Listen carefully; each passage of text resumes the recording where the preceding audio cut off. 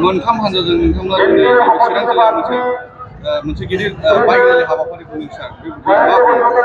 दिनै Siddeley बियाब LAC 31 नं जि Siddeley बियाब बेवहाय मोनथाम हानजाजों लानानै एनडिएनि गासै 900टा बाइक रेलि जोंहा दिनै दङ। बे बाइक रेलिनि मेइन उद्देश्यआनो जादों थांनाय 17 बोसोराव बिपिएफआ जोंनि गेजेराव जा गोरोबलायै खौसेथिखौ फोजोबनाय दाङाबाजि बायदिसिना पलिटिक्स खालामबोबाय, बेफोरनिफ्राय जोंनि सरकारा मानव गेदेर प्रमद बर' बिथांनि दैदेननायाव जोङो बैफोर समाज बेरेखा हाबाफारिनिफ्राय जोङो समाजफोरखौ उद्धार खालामनो हाबाय।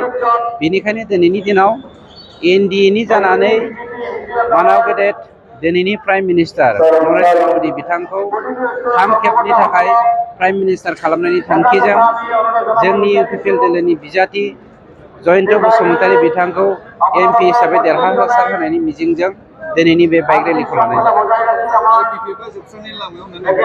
बिपिएफआ जोबस्रांनायनि लामायाव नङा, जोबस्रांखाबायानो।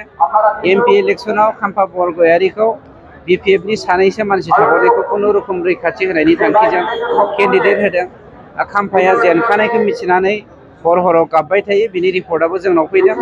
दा मोनसे खोथाया स्पष्ट जे एमपि इलेक्सननि उनाव खाम्फाया इउपिपिएल दोलोआव हाबसिगोन आरो बिथाङा 14 नं सिरांदुवार ब्लकनिफ्राय इउपिपिएलनि जानानै एमसिएलए गेलेगोन।